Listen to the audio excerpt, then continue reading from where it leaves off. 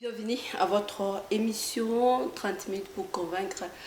Aujourd'hui, on va quitter les secteurs politiques pour parler de l'agroalimentaire en République démocratique du Congo. Qu'est-ce qui se passe au moins et pourquoi ces secteurs au moins isolés, mis en quarantaine, alors que c'est juste un secteur qui devait promouvoir ou produire la République démocratique du Congo. Quelles sont les résolutions pour nourrir au moins la population congolaise? Ce sont juste des questions posées où vous aurez la réponse avec Jean-François qui est au moins expert à l'économie industrielle. Donc c'est avec lui que nous allons juste échanger tout autour de cette thématique. Jean-François, bonjour, meilleur vœu, bienvenue.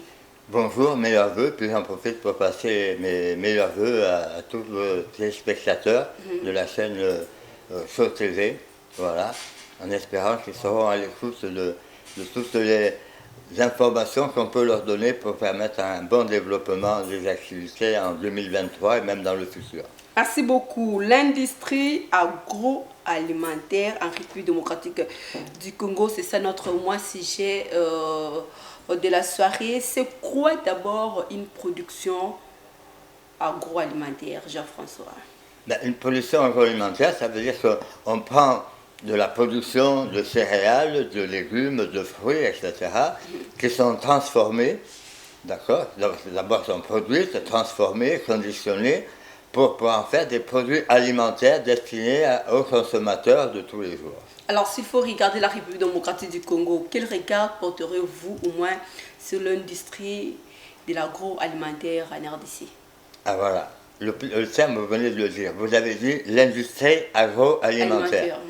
L'industrie agroalimentaire en RDC n'existe pas aujourd'hui.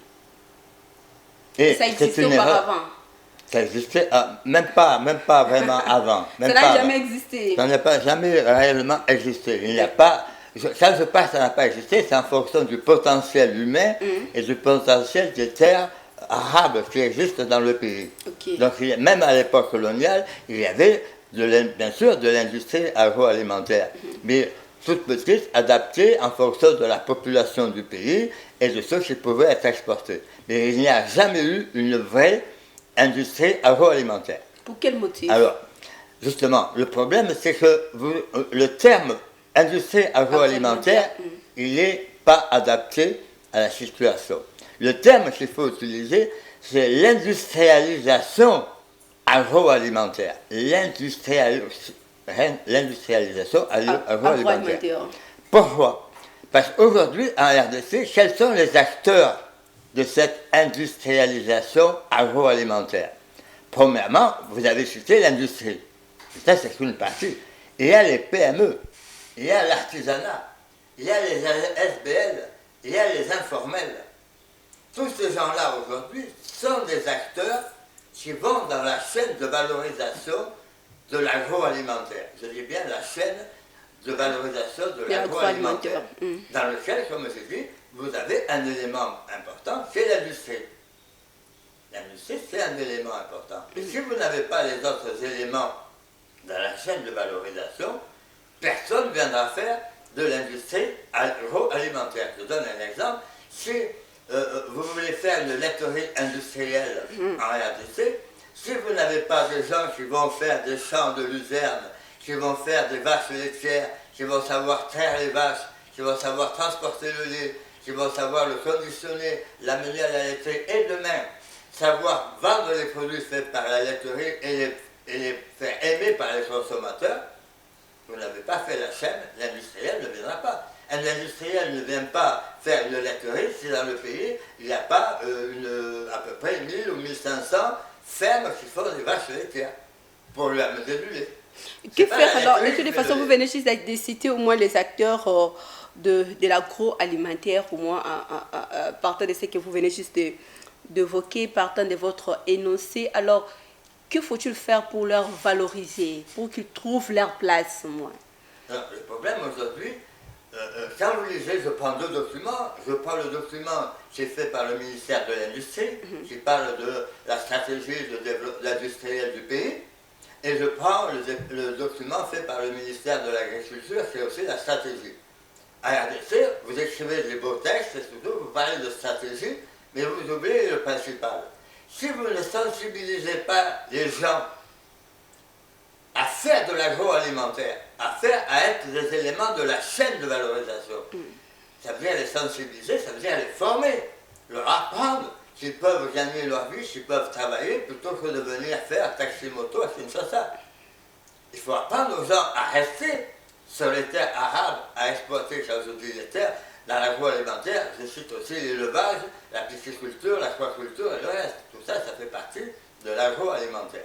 Alors, vous nous avez dit qu'on ne parle pas au moins de l'industrie, de l'agroalimentation, de l'agroalimentaire plutôt, qu'on évoque au moins l'industrialisation de l'agroalimentaire. Alors, s'il faut faire d'abord une petite lecture par rapport à notre ministère de l'Agriculture en République démocratique du Congo, partant de tout ce qui se passe. C'est pour ça qu'on va revenir à ce que je dis depuis des années, pas d'aujourd'hui. Pas d'aujourd'hui, oui. L'industrie agroalimentaire, c'est un élément de l'industrialisation agroalimentaire. Tant que le pays n'a pas compris ce que c'est que l'industrialisation, la mise en place de tous les outils de l'industrialisation, à partir de ce, je vous donne quelques chiffres. Je vous ai dit qu'actuellement, ça existe à RDC, l'agroalimentaire. Je vous donne quelques chiffres. Il y a peut-être une dizaine de grandes sociétés industrielles alimentaires, d'accord, qui font des jus de fruits, qui font ça de fruits. Mais il y a aussi des petites PME qui font de l'alimentaire, des confitures, qui font du poisson sous forme de pisciculture. Il y a aussi des ASBL qui font de l'agroalimentaire. Il y a aussi des artisans qui font de l'agroalimentaire. Mais pour vous donner des chiffres, c'est ça qu'on ne prend pas en considération. Vous avez à peu près, je vous parle dans l'informel, les ASBL et ce que j'appelle les artisans. Vous avez, d'après les chiffres, mais je ne veux pas prendre le chiffre compté, parce que là, je dis que c'est 360 000 personnes qui font aujourd'hui des produits nécessaires à alimenter le circuit agroalimentaire. Si je suis bien précis, 360 000 personnes qui aujourd'hui dans le pays font de l'agriculture, de la pisciculture, de l'élevage. Et leurs produits aujourd'hui, il n'est pas pris dans la chaîne, ils sont individuels. Pour quel motif? Je vais venir. Et vous avez en parallèle à peu près 5 000 à 6 000 petites je veux dire, associations, ASBL ou SARL, un peu plus maintenant SARL, qui font de la transformation alimentaire à partir de ce qu'ils ont près de chez eux. Donc, cet outil aujourd'hui, c'est ça qu'il faut prendre en considération, parce que la compétence dans l'agroalimentaire, elle est auprès de tous ces gens qui sont dans l'informel, les ASBL et dans les petites entreprises artisanales. Maintenant, la liaison entre ces éléments, qu'est-ce qu'il faut faire? Je reviens toujours, tant que vous n'avez pas une stratégie d'industrialisation qui va lier tous ces éléments, production, transport, conditionnement, emballage, etc., c'est ça l'industrialisation. Ce n'est pas le ministère de l'Agriculture qui va pouvoir faire l'industrialisation agroalimentaire. Les ministères de l'industrie, de l'agriculture sont les bénéficiaires de l'industrialisation à travers les entreprises qui vont se créer, qui vont dépendre après de leur ministère. C'est ça que j'essaie d'expliquer. Donc aujourd'hui, une première étape, c'est d'avoir cette industrialisation qui va définir la chaîne et former tout de suite, sinon vous n'y arriverez jamais, à sensibiliser les jeunes, les moins jeunes, même les vieux, à leur dire, voilà, pour faire une chaîne de valorisation, il faut à peu près une dizaine, 5, 6, 7 entreprises mettre ensemble qui vont être liées par leurs compétences et leur expérience. Il y en a qui ont des expériences dans la mise en valeur des terres, il y en a qui ont des compétences dans la mise en valeur du traitement de l'eau pour la pisciculture, il y en a qui savent élever les poissons, il y en a qui savent produire du manioc, il y en a qui savent transformer le manioc. Il faut mettre ces gens-là dans une chaîne. Alors, il y a plusieurs solutions. Mais toujours, ça dépend d'une volonté d'industrialisation. D'accord? Je parle pour le moment pour le petit circuit artisanal. Vous savez, le développement agroalimentaire qui s'est fait essentiellement à partir du XVIIe siècle, XVIIIe siècle en Europe, il a été fait à partir de l'artisanat agricole, à partir des fermes, des métayers. Il n'a pas été fait à partir de l'industrie. Vous, aujourd'hui, en RDC, vous pensez que vous allez développer l'agroalimentaire à partir de l'industrie. C'est faux. Pour le développer, il faut partir à partir de ce qui existe. Donc, des 360 000 gens qui produisent, et de savoir, de bien analyser qu'est-ce qui leur manque, qu'est-ce qu'il faut mettre en place. Et vous allez voir que pour mettre en place, il faut sensibiliser les gens à ces chaînes de valorisation pour les amener à créer des entreprises dans la chaîne. Et donc, pour cela, il faut les former. Vous n'avez pas aujourd'hui de gens formés pour pouvoir mettre en route vos stratégies, que ce soit agricoles, etc. Vous avez des formations qui ont été faites, mais spécifiques pour faire la production. Je vais être méchant avec les bailleurs de fonds et les institutions internationales. Aujourd'hui, ils forment des gens pour aller faire de la production de manioc, production de maïs. Et ils n'ont jamais formé les gens pour faire la chaîne de valorisation. Et c'est par manque de volonté ou qu'est-ce qui se cache au-delà de tout ça, Jean-François? Au niveau international, aujourd'hui, c'est sûr que si on avait voulu, si les bailleurs de fonds avaient vraiment voulu aider la RDC à développer son agriculture depuis 60 ans, depuis l'indépendance, pour éviter de ce qu'ils ont fait, de le détruire. Parce qu'aujourd'hui, si vous détruisez l'agriculture en RDC, vous amenez le pays à avoir des besoins en consommation, à acheter des produits. Vous êtes moins expert en économie industrielle, Jean-François. La République démocratique du Congo, dans le secteur de l'industrialisation agroalimentaire, a quel problème actuellement? Je répète, c'est parce que vous n'avez pas sensibilisé les promoteurs, les entrepreneurs, les jeunes, etc., par des formations, à s'approprier la chaîne de valorisation des produits agricoles, de la pêche, de l'élevage. Moi, je rencontre des centaines de jeunes. Ils ne connaissent pas la valorisation d'une chaîne agricole. Donc, si vous n'avez pas des promoteurs qui ont été sensibilisés, formés à être des acteurs de cette chaîne, vous n'arriverez jamais à pouvoir développer le développement agro-industriel. Comme vous me posez la question, mais je vous dis, c'est pour que ça soit mis en place, il faut sensibiliser les gens à être des acteurs dans la chaîne de valorisation des produits agroalimentaires. Question de curiosité, Jean-François. L'industrialisation de l'agroalimentaire, est-ce que c'est un secteur productif? Bien sûr. Si vous développez l'industrialisation du secteur alimentaire, pêche, etc., à produire, vous allez augmenter votre produit intérieur brut, vous allez créer des emplois, vous allez faire des recettes fiscales. L'industrialisation, c'est ça. Vous allez faire des recettes fiscales, des recettes sociales. Parce qu'aujourd'hui, quand je vous parle des 320 000 personnes, d'après les chiffres, qui sont dans l'agroalimentaire, dans la production pour l'agroalimentaire, personne ne paye d'impôts, personne ne paye de taxes, personne ne paye de la TVA, personne ne paye des cotisations à l'INPP, ou c'est tout dans l'informel. Et pourquoi ce secteur est mis dans les oubliettes des autorités congolaises, en fait? Moi, j'analyse la situation. Oui, vous analysez juste la situation comme étant expert. Hein. Je dis, aujourd'hui, c'est les bailleurs de fonds qui sont aussi responsables. C'est les organismes internationaux. Depuis des années, on sollicite la BAD. Les présidents africains, je ne vous parle pas de maintenant, je vous parle depuis plus de 30 ans. Les présidents africains, et même à l'époque du président Laurent Désiré Kabila, il avait soulevé les problèmes d'industrialisation de la chaîne minière et agroalimentaire, mais surtout agroalimentaire. Pour la chaîne minière, c'est la Banque mondiale qui a refusé, il y avait d'autres intérêts derrière. Donc, les présidents aujourd'hui ont eu des plaidoyers auprès de la BAD pour pouvoir développer la chaîne agroalimentaire pour faire de la transformation, pour valoriser.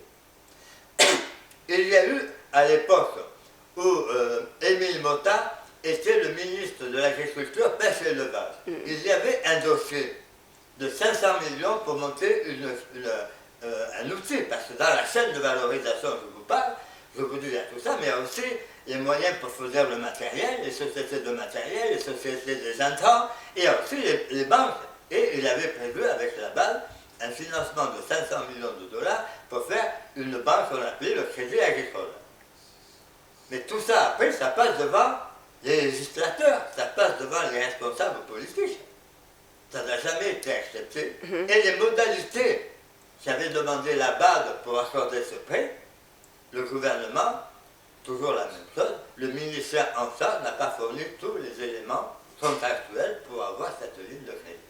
C'est un programme, vous aimez beaucoup plus qu'on parle d'un programme et non de projet, inclus dans les 145 territoires. Aujourd'hui, ministre du plan, M. Christian n'est plus là, à la tête au moins, parce que celui qui gérait au moins le projet des 145 territoires. Quels seraient les risques demain pour ces grands projets? Non, les risques, je vous les déjà dit, mais juste je fais un point particulier. Dans le programme des 145 territoires, il y a toute une composante du développement de l'agriculture avec formation des agriculteurs, aménagement des terres, acheter des intrants, etc. Au moment où je vous parle, ce projet des 145 territoires, il touche le ministère de l'Agriculture. Est-ce que le ministère de l'Agriculture est impliqué dedans? Mais il vient de recevoir sa peine, mais hier c'était juste entre le ministère du Plan. Non. Je m'excuse. Le ministère du Plan avait en charge la mise en place du programme des 145 territoires. Il aurait dû, en tant que ministère du Plan, donner des directives au ministère de l'Agriculture en disant, voilà, appropriez-vous des actes du ministère. Qu'est-ce que vous allez faire, vous, acteurs du ministère de l'Agriculture?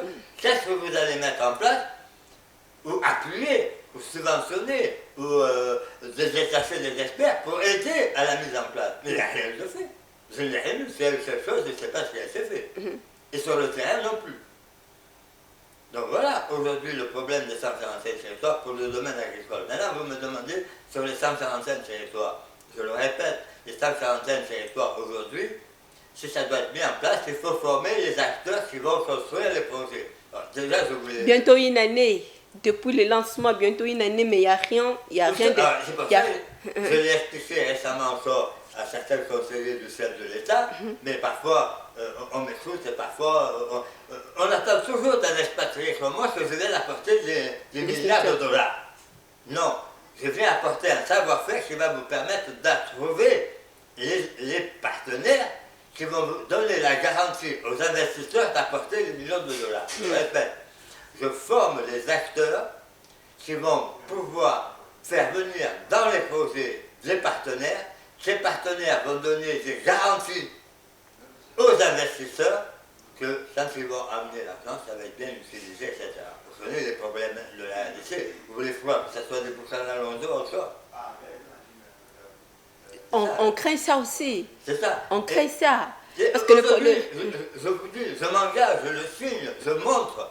Je connais des milliers de gens qui s'intéressent aujourd'hui à venir faire ce qu'on appelle l'agroalimentaire en RDC.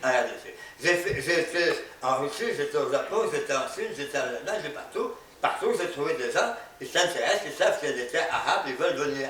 Parce qu'ils perdent aujourd'hui de la production. Aujourd'hui, je vous donne l'exemple, par exemple, j'ai une société en France qui fait les cornichons. Aujourd'hui, ils faisaient les cornichons essentiellement au Brésil. Donc, les forestiers, etc. Maintenant, on leur a dit, on ne peut plus faire de cornichons au Brésil. Ils se disent où on va les faire. Ils peuvent venir faire. Vous avez le plateau de Batriquet, c'est idéal pour faire des milliers d'hectares de cornichons, concombres, etc. Mais tout ça, ça fait partie de... J'ai oublié de vous parler aussi du problème du code agricole, de la réglementation agricole. C'est pour ça que je dis dans la chaîne de valorisation, il y a les agriculteurs, il y a les producteurs, je vous l'ai dit, il y a la banque, il y a les sociétés de transformation, il y a les bureaux d'études, il y a les bureaux de recherche, il y a la partie de l'OCC pour valider l'homologation des produits. C'est tout un ensemble. Est-ce qu'il y a un problème de la collaboration en fait? Ils ne travaillent pas en collaboration, ils ne partagent pas les mêmes visions. Il y a un problème. Sentez-vous ça? Je le dis depuis que je suis dans le pays, d'accord, surtout depuis les années 2000. Il n'y a pas, j'ai l'impression que tout le monde travaille d'une façon individuelle. Il n'y a pas un travail collectif. de conscience collective des actions. Que ça soit dans tous les domaines. Parce que dans le domaine minier, c'est pareil, vous pouvez développer. C'est pas normal, c'est un pays comme la RDC, il n'y a pas au moins. Le Burkina Faso, un petit pays, ils ont 22 fonderies industrielles. En RDC, moi je connais une fonderie industrielle, privée, ça appartient des étrangers. Peut-être deux maintenant avec dans le domaine de l'acier. Donc, je veux dire aujourd'hui, c'est une question de volonté. C'est une question de sens. Il faut apprendre aujourd'hui aux Congolais à travailler ensemble, à mettre de la synergie ensemble, à se coordonner ensemble. Quel profil des systèmes devons-nous avoir? Parce que ça, c'est la nouvelle année. Nous sommes encore au début. Je vous donnerai juste un exemple qui n'est pas de moi, c'est d'un professeur allemand qui enseigne en France et en Allemagne dans le domaine de l'entreprise. Il est venu en RDC il y a à peu près 1 an et demi. Il m'a dit une chose. L'entreprise congolaise n'arrive pas à se développer comme l'équipe de foot n'arrive pas à jouer ensemble. Il m'a dit, dans une équipe de foot, si chacun veut être individualiste, il n'y a pas d'esprit d'équipe. Voilà. Il m'a dit, à l'image de ce que j'ai vu du football congolais, je comprends la mentalité des Congolais dans le matière de travailler ensemble. Moi-même, je connais plein de jeunes. Ils commencent à travailler ensemble. Au bout de 15 jours à mois, ils commencent à se disputer. Chacun veut prendre de son côté. Et on divise l'entreprise en 3 secteurs. C'est un problème inné, apparemment. Oui, non, mais ça s'apprend. Ça s'apprend à partir de la jeunesse. Ça s'apprend aujourd'hui. Ça fait partie de ce qu'on appelle, je dirais, l'ensemble des 3 éléments qui sont la civilité, la citoyenneté, le patriotisme. C'est quelque chose que j'avais évoqué dans les formations que j'ai données, je ne dirais pas dans quel parti politique, mais j'avais donné des cours sur la civilité, citoyenneté, patriotisme. Quand vous donnez ça aux gens qui se l'approprient, ils vont comprendre qu'ils peuvent travailler ensemble, qu'ils peuvent mettre leurs moyens ensemble. Comme dans une équipe de foot, on joue collectif.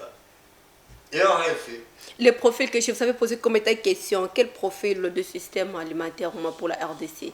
Jean-François, mais c'est elle que nous sommes déjà arrivés à la fin de cette émission. Moi, je dis qu'aujourd'hui, vous pouvez créer, je m'engage dans ce que je dis, de ce que je connais, que j'ai vu sur le terrain, vous pouvez créer à peu près entre 150 000 et 180 000 petites entreprises agro-industrielles artisanales.